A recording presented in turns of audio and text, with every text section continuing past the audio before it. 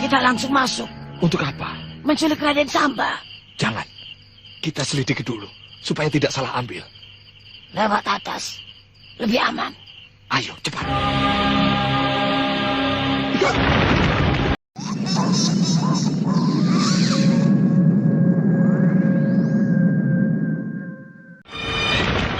Berani menyetrum di tempatku, berarti menantang aku. Tunggu.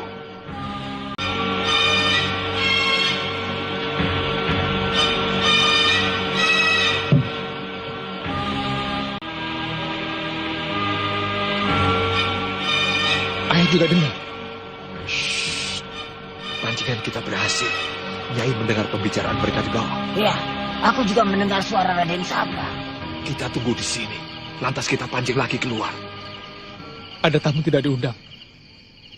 Dari suaranya, sepertinya dia orang sakti. Di awal episode ini, kita langsung menuju pada bangunan utama Kadipaten Banjarharja, di mana pada saat itu tampak Raden Samba dan Adipati Jayawisuda yang sudah siap untuk menghadapi musuh yang datang di malam itu.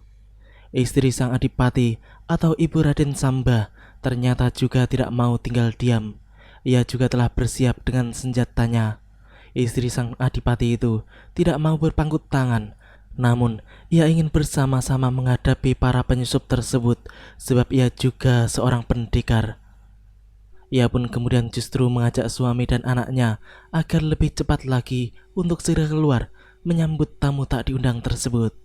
Sedangkan pada saat itu di depan pintu gerbang tampak rombongan kuda Hiral Sangker yang sedang ingin masuk ke dalam kadipaten dan bertemu dengan Adipati Jayawisuda. Namun keinginan mereka ditolak oleh para prajurit sebab hari sudah menjelang tengah malam. Mana mungkin di saat seperti itu mereka mau menghadap Adipati, di mana letak sopan santunnya. Pulanglah, besok sini lagi. Kalian boleh menghadap. Acha, Tuan Adipati harus tahu bahwa kami sudah datang, he? Baik, mana undangan Kanjeng Adipati pada kalian? Tunjukkan pada kami. Tidak kami bawa, he? Tangkap! Turun, kalian kami tangkap. Turun! Suruhlah, buka pintu gerbang. Buka pintu gerbang. Baik.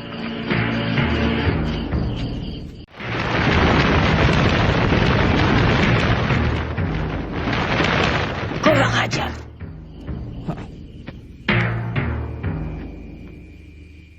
Ada apa? Kakang tadi tidak melihat di sana. Melihat apa? Bayangan. Bayangan Adipati Jayawisuda. Tidak, aku kira bukan. Tetap saja kita di sini. Mereka pasti datang untuk menemui kita. Mak Lampir di saat itu sempat melihat sebuah bayangan di tengah kegelapan di depan sana, tapi ia tidak dapat memastikan siapa bayangan itu sebenarnya. Nenek setan itu pun kemudian memerintahkan Ki Dunia Banda untuk menghadapi Adipati Banjarharja, sedangkan dirinya sendiri yang akan membawa kabur Raden Samba. Namun ia tidak akan menampakkan diri terlebih dahulu karena Raden Samba telah mengenal siapa dirinya. Tak lama kemudian, sang Adipati dan anak istrinya pun keluar dari bangunan utama Kadipaten. Akan tetapi, sebelum mereka berbuat sesuatu, mendadak saja mereka dikejutkan dengan adanya kereta kuda yang lewat di depan sana. Hal itu membuat kecurigaan tersendiri bagi mereka. Bagaimana mungkin ada kereta masuk ke dalam Kadipaten di tengah malam seperti itu? Akan tetapi, mereka pun akhirnya tidak mempermasalahkan kereta itu, sebab para prajurit telah mengizinkannya masuk. Hal itu berarti kereta tersebut tidak berarti berbahaya. Kini ketiganya pun cepat-cepat naik ke atas genteng untuk menemui penyusup yang dimaksud. Siapa kamu? Maling guna. Sebutkan namamu. Maling tanpa nama. Kurang ajar. Ayo tangkap.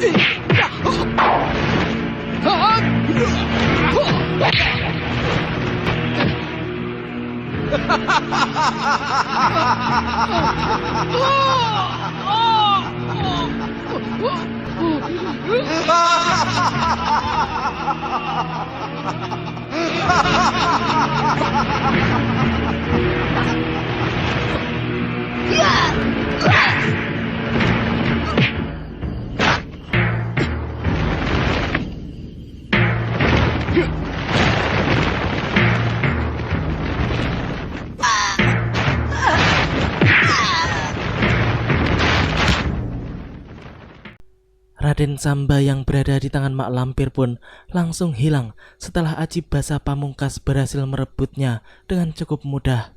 Sedangkan Ki Dunia Banda yang mengira bahwa targetnya telah berada di tangan Mak Lampir pun kemudian langsung meninggalkan Adipati Jayawisuda. Sementara itu, Ibu Raden Samba yang sejak tadi mengamati semua yang terjadi pun menjadi sangat khawatir dan berteriak-teriak memanggil suaminya karena putranya telah raib dibawa pergi oleh bayangan tidak dikenal. Di sisi lain, Mak Lampir dan Ki Dunia Banda yang mengejar penculik Raden Samba pun kehilangan jejak. Namun mereka seperti pernah mengenal orang tersebut. Keesokan harinya, tampak dua orang prajurit menghadap pada Adipati Jayawisuda dan memberitahukan kalau ada orang asing yang hendak menghadap kepada sang Adipati. Dan kini rombongan orang India tersebut sedang melakukan gelar hiburan di hadapan rakyat. Hiralal Sangker pun menunjukkan keahlian sulapnya di hadapan para penduduk yang mudah dibodohinya. Padahal ia menggunakan sihir untuk semua itu. Coba buka, he?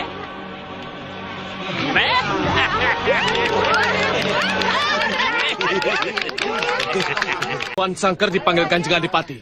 Oh iya, saya sampaikan ya. Ya, cepat. Kanjeng Adipati menginginkan Tuan untuk datang, Tuan. Adipati sendiri yang memanggil kita. Benar, Tuan. Baik, kita tutup jualan kita. Baik, Tuan. Kita temui Tuan Adipati. Baik. Acha.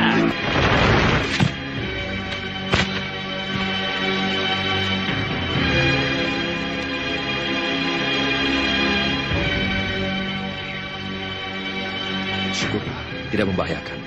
Aji Basa Pamungkas. Bukankah yang dibawanya itu Raden Samba? Apa yang sudah terjadi dengan Nini Dewi Sendok? Siapa namamu? Hiralal, Tuan. Apa betul Andika diundang putraku kemari untuk menghibur? Ya, katanya putra Tuan perlu hiburan karena merasa gelisah di rumah. Kini si tukang sihir penipu itu pun menghadap Adipati Jayawisuda.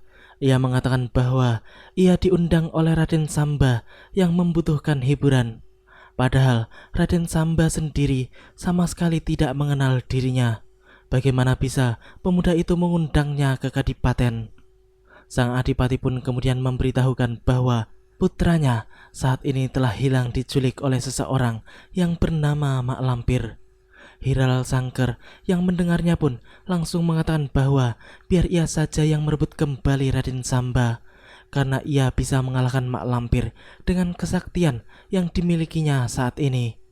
Ia pun kemudian membuktikan kehebatannya di depan sang Adipati, bahwa ia tidak bisa mati dan kebal terhadap segala jenis senjata.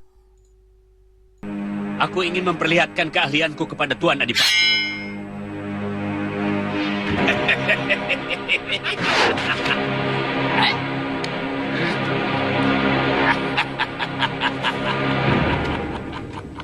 Semua senjata tunduk dalam kekuasaanku.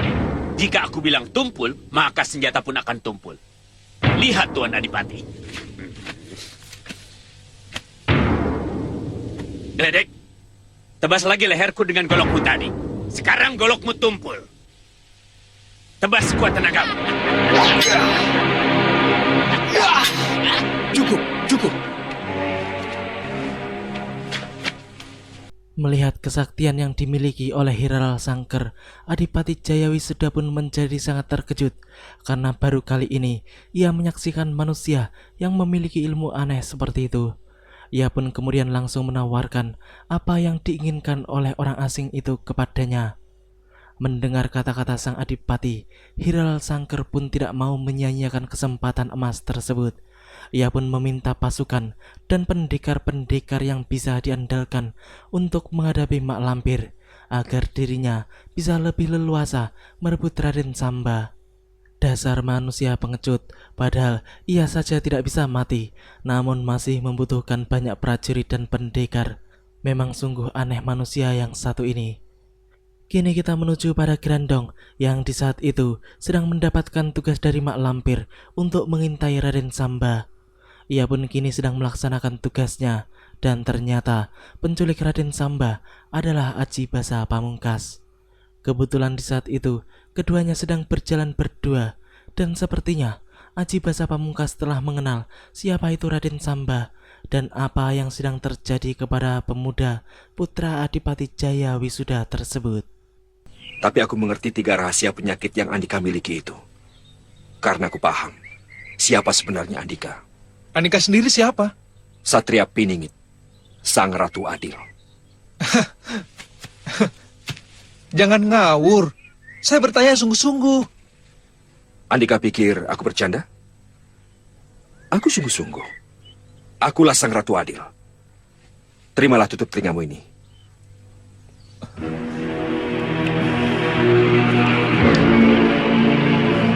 Terima kasih Sang Ratu Adil.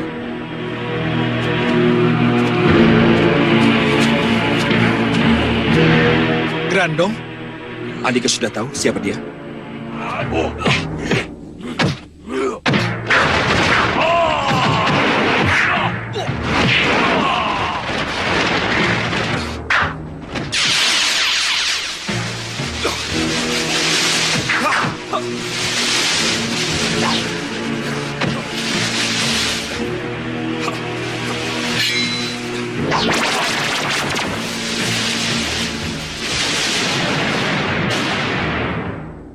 Ya, mendadak saja Grandong yang telah mengintai sejak tadi pun kini menyerang Aji Basa Pamungkas. Namun sepertinya makhluk itu tidak akan bisa mengalahkannya. Di sisi lain, di tempat yang tidak jauh dari pertarungan, terlihat kereta kuda Hiralal Sangker melintas bersama dengan para prajurit Kadipaten Banjarharja. Sepertinya tukang sihir itu telah mengetahui dengan pasti di mana letak keberadaan Raden Samba. Bahkan sepertinya ia juga mengetahui apa yang sebenarnya terjadi terhadap pemuda itu. Prajurit yang dibawanya ternyata berjumlah sangat banyak. Ia seperti merampas pasukan Kadipaten saja. Sementara itu, pertarungan Aji Basa Pamungkas dan Grandong pun tampak masih berjalan dengan sengit.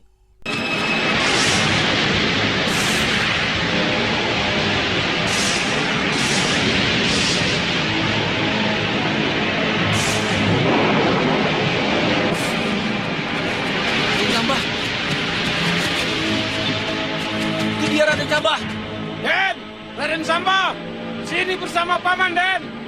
Mari pulang, Den! Ayah Raden sangat cemas ditinggal Raden! Den! Jangan lari, Den!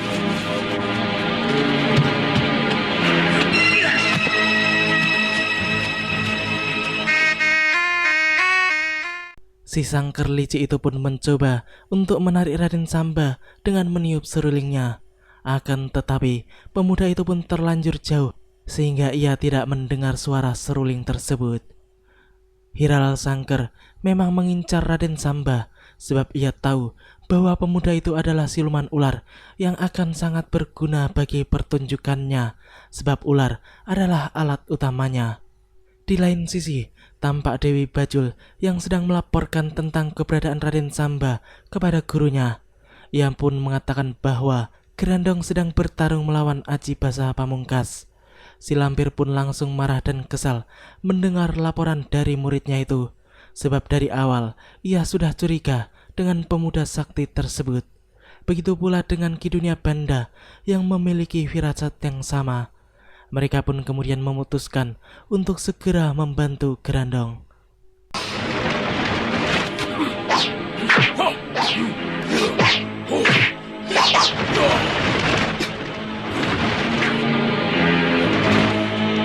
Tangkap!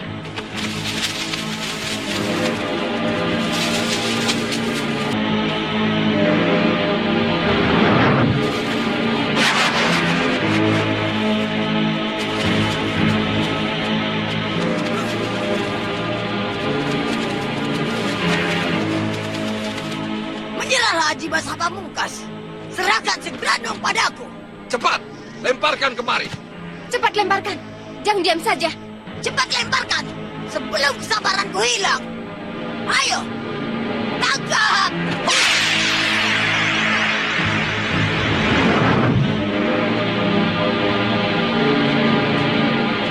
Kurang ajar, kita tertipu lagi. Mak Lampir dan Ki Dunia Banda pun menjadi sangat kesal karena lagi-lagi mereka ditipu oleh Aji Basah Pamungkas. Kini mereka menjadi sangat khawatir dengan Grandong yang sedang berada di tangan pemuda sakti itu. Mak Lampir pun langsung mengeluarkan paso benggalanya untuk melihat keberadaan Aji Basah Pamungkas, dan kaca sakti itu menunjukkan burunan mereka melewati jembatan Sumping Urip yang menuju arah Bukit Kawilarang. Si Lampir pun sangat yakin jika dirinya pasti bisa menemukan tempat persembunyian pemuda tersebut. Sementara itu, kini Aji Basah Pamungkas pun telah memasuki sebuah gua yang dijadikan sebagai markasnya. Dan yang sangat mengejutkan adalah di sana tampak Kiai Jamas yang sedang dipenjara. Sang Kiai sendiri cukup terkejut melihat pemuda itu membawa Grandong dan memasukkannya ke dalam penjara yang lain, lalu membelenggunya dengan kuat.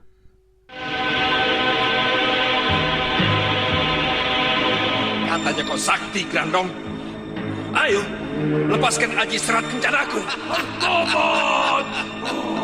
Si Grandong memiliki ajian Sepi Kingkin, tapi masih bisa ditundukkan.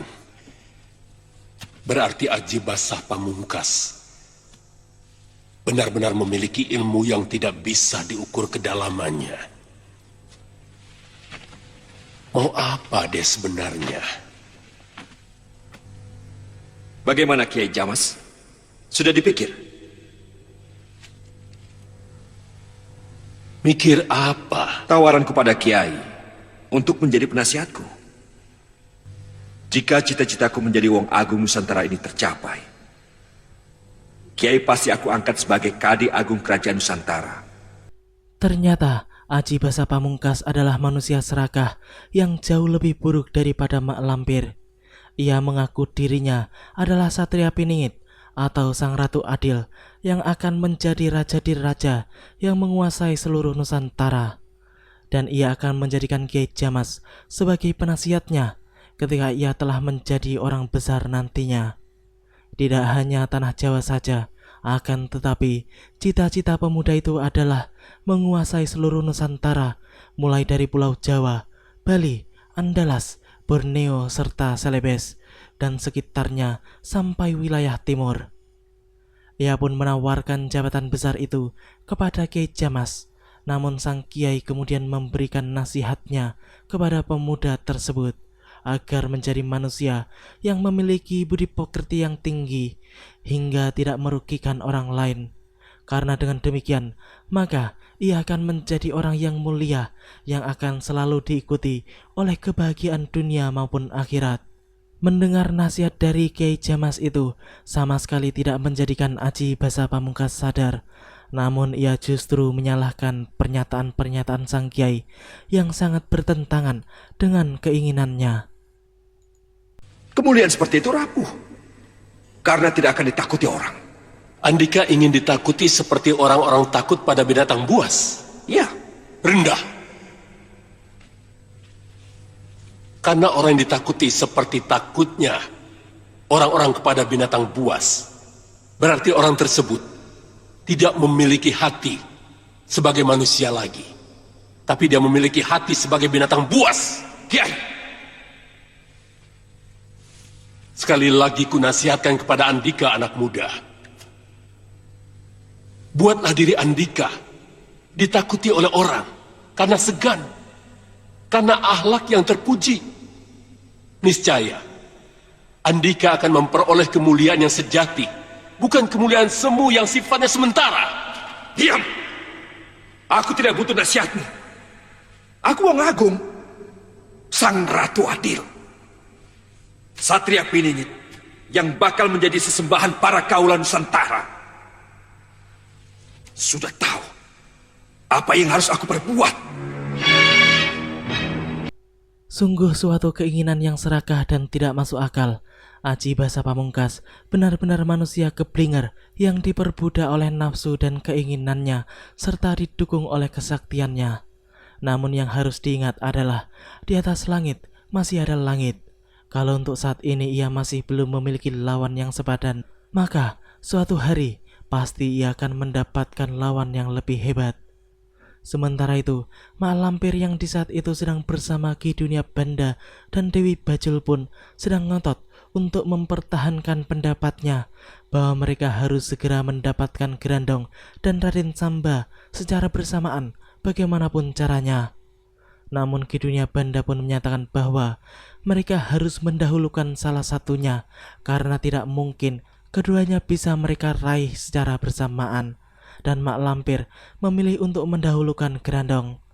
Mereka pun kemudian segera berangkat untuk mencari makhluk hitam tersebut. Aku tidak mau pulang sekarang. Kalau Raden tidak mau, kami akan paksa Raden pulang. Tidak ada jalan lain. Silahkan kalau kalian berani. Raden harus pulang.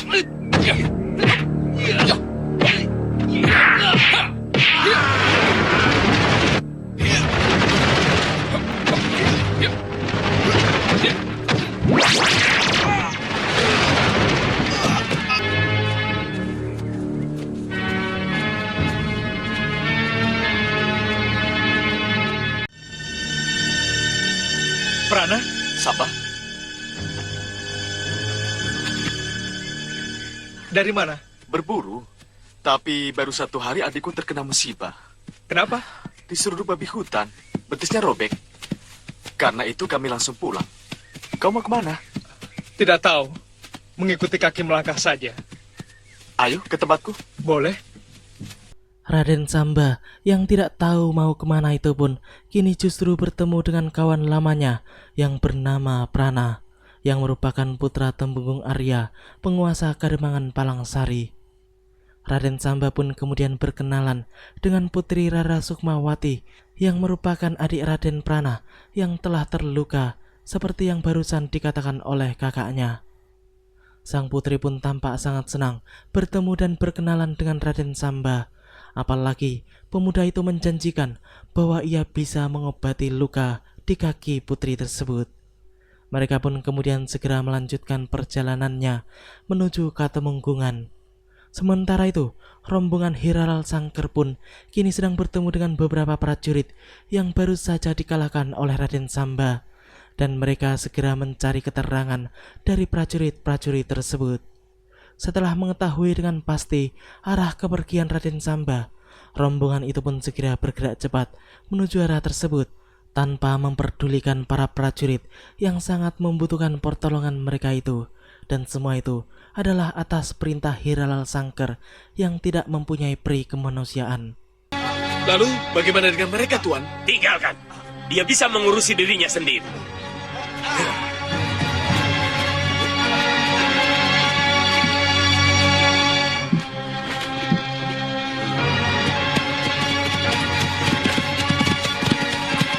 Ayo, Sekar.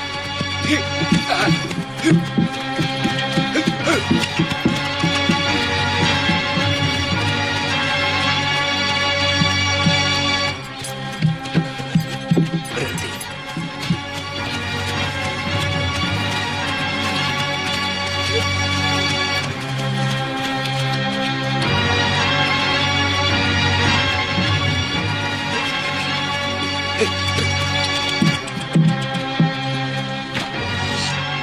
Sudah jauh. Iya, aman. Demikianlah alur cerita di episode kali ini. Nantikan kelanjutan kisahnya di episode yang akan datang. Terima kasih bagi teman-teman semua yang udah mau nonton. Jangan lupa subscribe dan share, dan juga nyalain notifnya. Assalamualaikum warahmatullahi wabarakatuh.